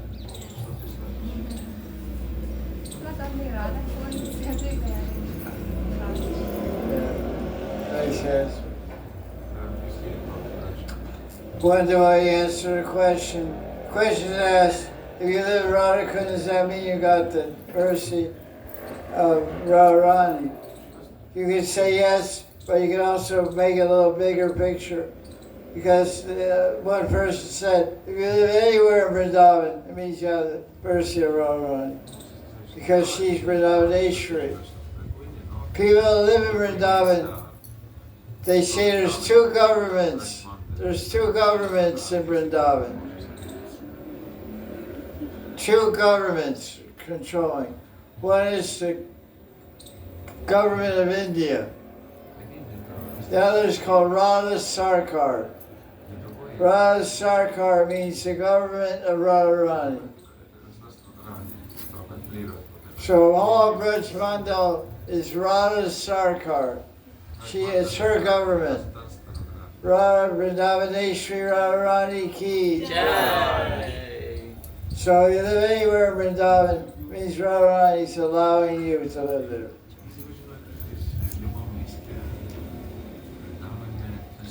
Basically, we always pray to Radharani, Radharani, please don't kick me out of Vrindavan.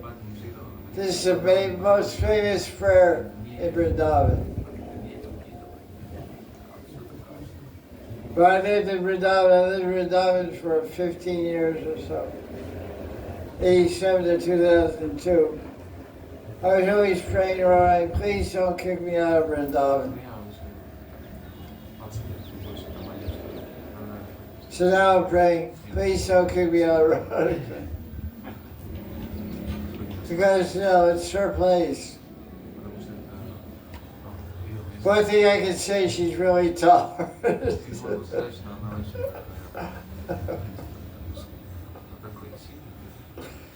Jaya Jaya Sri Radhe. Thank you for that question.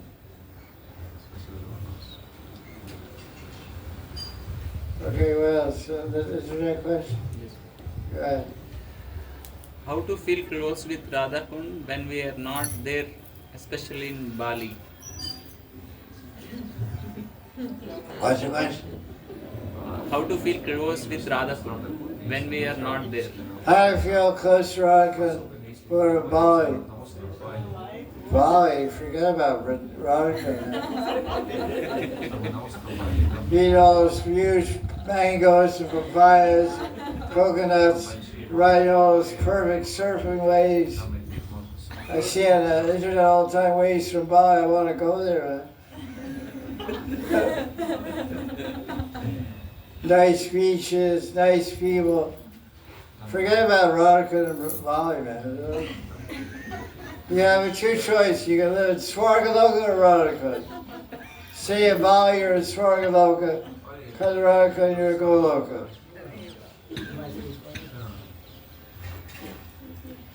You can't have Swarga and Goloka at the same time. But honestly speaking, they say you live where your heart is. So fill your heart with Krishna Lila and you'll be in Radha Kunda. Always read about Krishna Lila. It's not recording. The question is how to live in Bali and remember Radha Kunda. Basically, you have to understand what it means to be a Rupa Nuga. What does it mean to be a Rupa Nuga? What does it mean to be a follower of Rupa Goswami? If you follow Rupa Goswami, means to think of Krishna's Leelas all throughout the day, and think of your Sadhya, and think of doing Seva to Radha Krishna Vrindavan. That's what's taught in Bhakti-rasa Sindhu. But Rupa Goswami is describing sadhana bhakti for Gaudiya Vaisnava.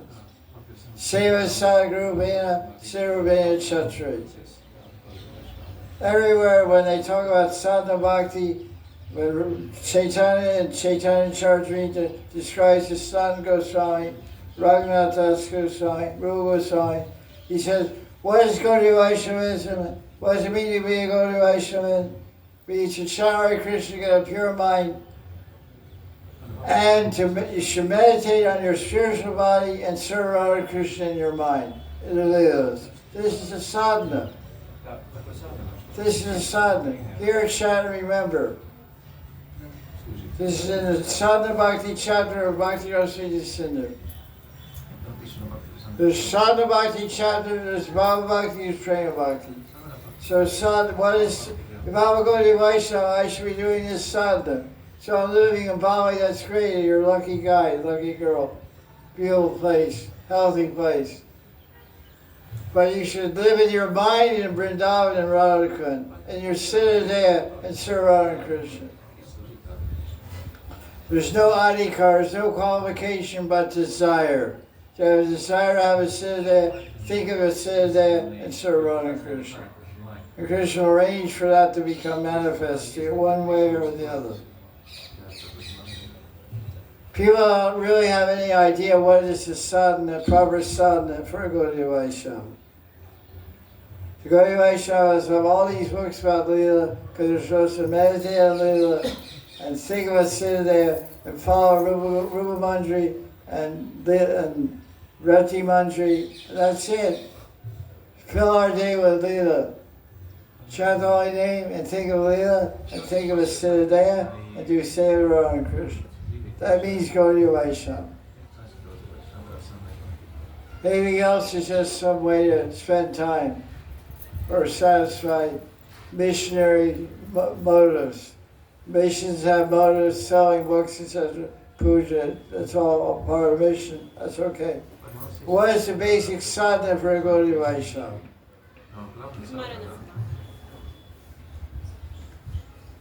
Basic sadhana is to meditate on Radha Krishna Leela and Madan and think of your Siddhanta. This is what Lord Chaitanya is taught. He says day and night, this is what you should do, day and night. Things have become a little out of focus for different reasons. But this is the teaching of Lord Chaitanya and the 6 Goswamis. We should know that and try to do it as much as we can. So whatever we do in our sadhana, that becomes our siddhi, that becomes our perfection. You never think of spiritual body, never think of Leela, how we get to Leela, how we get to Siddhanta.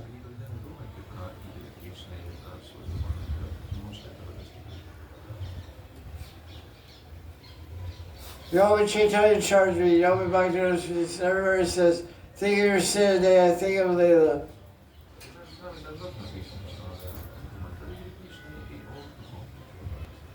Lord Chaitanya came to preach Raganuga Bhakti. The verses are there. So, what does Raganuga Bhakti mean? It means follow Vrishvasi and their bhav and their seva in the same kind of body. Like Rupa Mandri. There's no big secret, no big mystery. It's covered or hidden or denied or made taboo. Doesn't mean it doesn't exist. But Lord Chaitanya was in Puri. All the disciples came from Bengal and Navadvip and Abhigakal and all over the place for Puri for Rath Yatra. All of the people coming from Navadvip were saying, "Oh, Mahaprabhu, you're Bhagavan, you're Bhagavan." He said, "I'm not Bhagavan. I'm a development of Krishna Das. I'm not Bhagavan." So at that time they were at Gambhira. They're on Gambhira, they're in the courtyard of Kashi Mishra's house.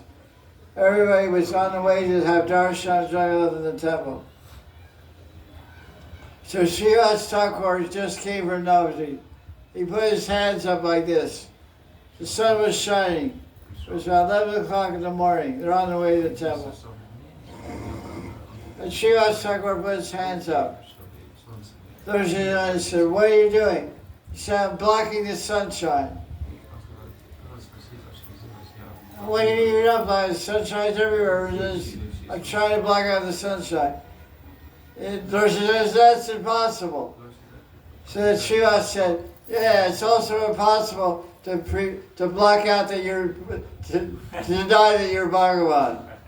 Just so you can't block out the sun with 2 hands. You can't fool us that you're not Bhagavan Sri Krishna." So it's the same way. Some people try to block out the real meaning of Chaitanya Gaudiya Vaishnavism. That is something else. That it's tarring out Sankirtan and selling books. That's all it is. That's like trying to block out the sun. The real teaching of Lord Chaitanya is Raganuga Bhakti. Means to meditate on the Leelas of Radha Krishna Vrindavan and Siddhanta. That's all told everywhere in Chaitanya Charitamrita and Rupa Goswami and Stan Goswami, Baba Goswami, everywhere told. Raghunath Das. So you try to block out the sun, but you can't block out the sun. Try to block out the truth of Gaudiya Vaishnava. It's Raganuga Bhakti. Lord Chaitanya, you came to give this, so why not take it up? Do it. Oh, we can't. We're not allowed. Well, figure out the way. If there's a will, there's a way. Okay? Okay. Anything else on that? Oh my God. Can I be Manjari without getting Siddha Pranali? Without initiation? Because I want to become one of Radharani's servant. Can I become a Manjari or Radharani without Siddha Pranali? Yes. Generally, but there's a big but there. Anything's possible. But do it. So what you want? In other words, you should understand that Raghavana Bhakti means to follow Resident of Vrindavan and meditate on Siddhanta and follow their sevas and their bhavas of Resident of Vrindavan. That's Raghavana Bhakti. And meditate Radha Krishna Lila day and night and think of your Siddhanta, and in your mind do say Radha Krishna, that's Siddhanta. This is the teaching of Lord Chaitanya Rupa Goswami, the Raghunath Goswami. Now how do you get that Siddhanta? You get it from a guru, you get it from the holy name, or you get it at death. Srila Bhagavatam has 7 examples of devotees who got their Siddhanta at death. Dhruva Maharaj, Narada Muni, Yudhisthira, Ajamil, Gajendra, Putana, etc. But you should just think if you haven't received it by the mercy of the holy name, hasn't revealed Siddhanta, just think I have a Siddhanta. Just think I'm like Rupa Mantri. This is told in Prema Bhakti Chandrika by Narottam Das Thakur. He quotes Kumara Samhita. He says, think of yourself as a Sakhi, general meditation is given there. Generic meditation of a Sakhi Swarup to meditate on. In Prema Bhakti Chandrika. Nothing stopping you from thinking you're a Sakhi or a Manjari.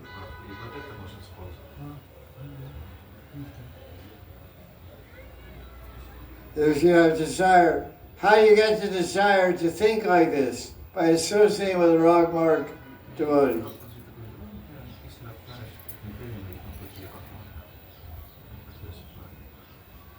Because Rupa Goswami says that you get the greed from a bhakti or from Krishna. Krishna gives you the greed, the desire to follow Vrijvasi.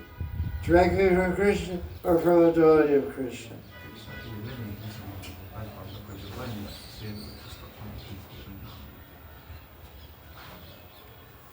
Siddha Pranali means some guru gives you the Siddhanta. That's many examples of that for the last 500 years. But that's not the limit. Holy name is also guru. Ultimately, if you say guru gives it, who's the guru? Guru is Sakshat Hari. Guru only has the power to reveal Siddhanta by the mercy of Krishna. So ultimately it's coming from Krishna. Siddhantas are all coming from Krishna. So there is expansion. The Guru doesn't make up a Siddhanta, it's already there in the spiritual world. It's just revealed to the Guru, he tells you, or it's revealed through the holy name. You can't limit Krishna. If you don't get a Siddhanta while you're living, you'll get it when you die. Narada Muni's example, like Gajendra, Yudhisthira, Putana, so many, Sajamil.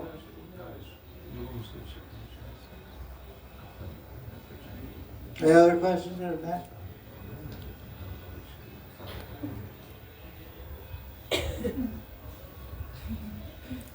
Yeah. There is one question, but I cannot understand. Okay.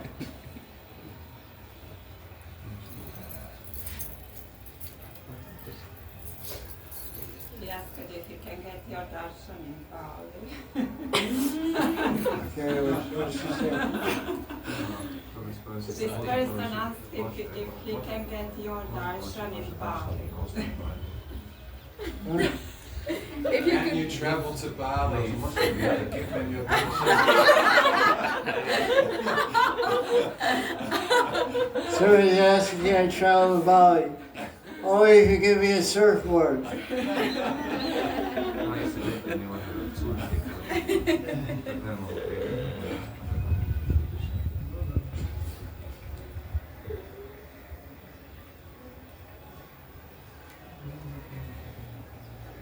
There was a song in 1940s about Bali. Bali High. Right? You're right. There's a famous song, very mystical song. I think it was a Broadway play also. Yeah. Well, it was, do you know the name of the play? Or Oh boy, that's really stretching it. I don't remember. Bali High may call you Yeah. anytime, anywhere. Bali High may call you anytime. I heard my mother used to play on a record player. I was like 8 years old. I used to hear Bali High. I started floating in the sky. You know. Thank you for the invitation. But Bali, I know it's Daitya Bali. The Kartik, at the end of Kartik you have to do Bali Puja. It's called Daitya, it's in Hari Bhakti Vilas. I think it's the last Purnima or the last Ekadasi of Kartik. You have to do Bali Daityaraj Puja. It's on the Babaji calendar also. So I have a painting of that Bali Raj. We're going to do puja this year. You'll see it. Govika original. So Bali, it's a nice place, but I'd rather have you come here and give me your darshan.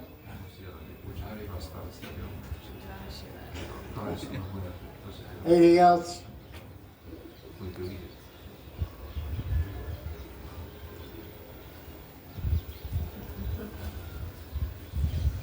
Bob, any other questions from the people here? Shivat's Baba.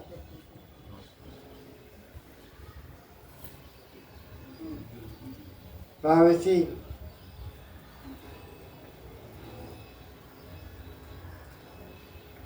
Baba.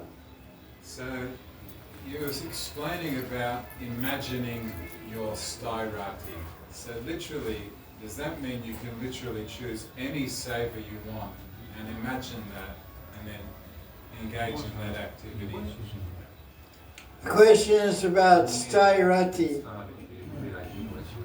Does a jiva have any particular stairati? But what we mean by stairati means a permanent mood of love towards Krishna. Like stairati means we sometimes say rasa, but stairati means fixed. Fixed means fixed loving attachment. So I have a loving attachment that Krishna is my master. Dasyarati. I have a loving attachment that Krishna is my friend. Sakyarati. I have a loving attachment that Krishna is my son. You know, I'm like his mother, I'm like his father. That's called Vatsalya Rati. I have a loving attachment that Krishna is my wife, or Krishna is my lover. I'm a gopi, or I'm a Surana Radharani. That's called Madhura Rati. Amorous loving attraction. That's called Stairati. So the jiva, the Tatastha jiva doesn't have any fixed Stairati. He gets his Stairati by sadhu sangha. Generally from sadhu sangha, he gets Stairati. By hearing Hari Katha, by seeing particular murtis, by associating with particular devotees, he gets the same stairati of the association. Or there may be some scars left over from last life, which are ignited in this life by seeing murtis around Krishna, or hearing leelas around Krishna, etc. It can be from samskaras from last life, he receives Sairati in last life, which is carried over to this life, or he receives Sairati in this life. But as an entity, Jivava doesn't have any Sairati. Because Sairati is a function of Swarup Shakti. And Jiva is not made of Swarup Shakti. Jiva is made of Tattva Shakti, which is, there's no Swarup Shakti there. But Bhakti enters the heart at the time of Diksha, it usually brings the Sairati with it. The Sairati is in the Diksha mantra in the heart of the Guru, which is injected into the heart of the disciple.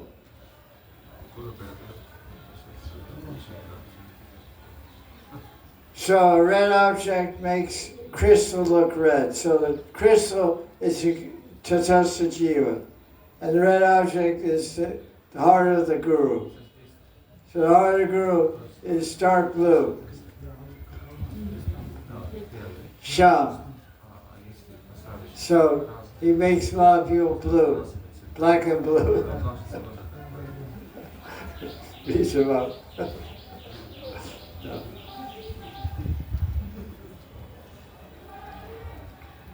It's hard to trace out the Sairati. If one has one, you may have it from last life or God this life.